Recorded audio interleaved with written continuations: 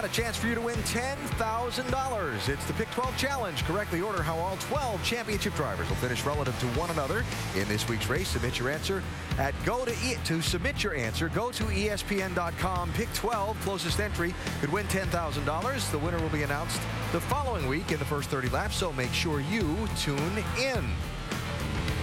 That's tomorrow. Right now, Kyle Busch is out in front, riding with Brad Keselowski in 5th position. There is Kyle the man. He's opened up a 3.8-second lead on second place. Almost timed that with an egg timer as we hit halfway in this one. He's making all those predictions look very good. Well, he's looking pretty good right now, but the other guy looking really good that I've been watching a lot is Casey Kane. I mean, Casey's been hanging right there as far as lap times with Kyle Busch and looking really strong driving that number 10 car. So he's another guy that's going to be, these guys have to reckon with him before this thing's over. Yeah, I think Kyle might have a little extra in that tank, though, and as Casey closes in on him, we're going to see if he can pull away a little further. I think he's just out there just riding right now. So Harvick right there, 33, running third. Right behind him, Mike Bliss in the 11 in fourth. Want to go back to the story Jamie reported just a minute ago about the warning given to Kyle Busch and the rest of the field after the last restart. Listen to the radio traffic on the 18 channel.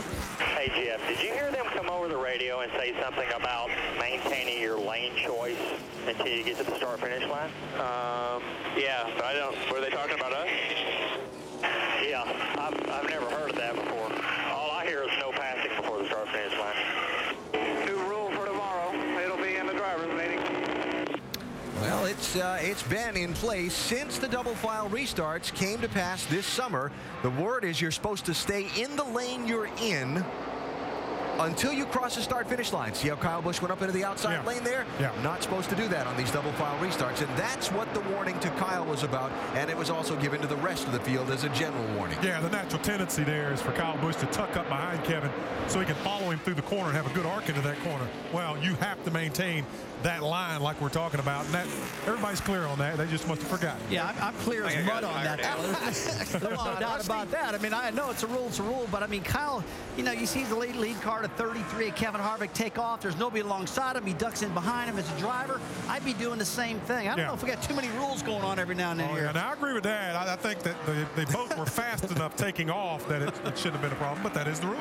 I'll leave it to a driver. He's always got to question the authority. 70 cars slow down on the apron of the racetrack. Shelby Howard looking like he might have some troubles here and headed to pit road. And meanwhile, Mike Bliss beginning to work on Harvick for that third spot, boys in the booth. Well, I tell you, Bliss in this 11 ride, he and Paul Wolfe are on the same page. And there he goes, streaking past Kevin Harvick. So move Bliss up to third. And what does that do to that battle for fifth? Well, it's down to 15 markers between Allgaier and Bliss. And let's check in with Shannon. Well, you'll remember Mike Bliss coming off a great race back at Memphis. He finished fourth and led the most laps, 85. Right now, saying that car is a little bit tight, so expect some adjustments on that 11 car next time he brings it down.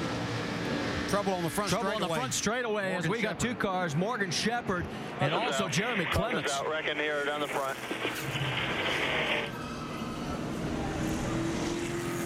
That started out on the straightaway, actually, through the tri-oval. Well, that will bring out our third caution. There is Jeremy. It was a battle for 27th on the racetrack at the time between the two of them. It looks like they got together. You can see the damage on the right rear quarter panel of the 89 car, and you see some on the left front of Jeremy Clements. It's, you can see these cars racing each other hard. They've got Joey Logano right there looking to try to get by these lap cars. You can see he's got Brian Vickers right on his bumper, and Joey tries to make a little bit of room here. Actually gets into Morgan Shepherd just a little bit. That sends him into the zero of Jeremy Clements.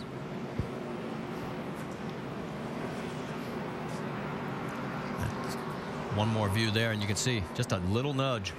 That's all it takes. So a tough break for both of these guys. Yeah, and in Joey Logano's case, you know, lead lap car, you're wanting these guys that are lap down to give you just a little bit more room than that, a little bit quicker. And so maybe a little bit of impatience, but part of the racing that we see here at Texas. So our third caution And if you're wondering what's the record for fewest, it's 5 different times that we've had that. And who knows, maybe we'll get lucky. We've just passed the halfway point. We've completed 106 of 200 laps. And it's a time for everybody to come get a full load of fuel and also fresh tires. And here they come down pit road. And Jamie, we're sending it your way first.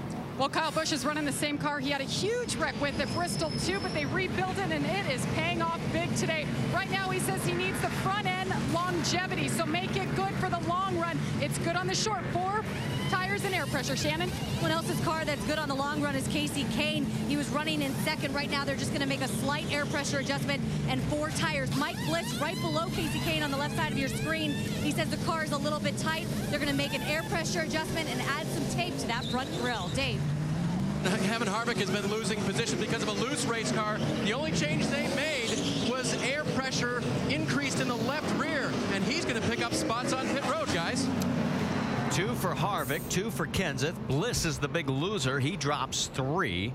And Kyle Busch beats them all. So Kyle maintains his race lead. Let's take a look at the reaction of Kevin Harvick's team at the end of this stop. Yeah, they just made a 13.8-second pit stop. Pretty fired up.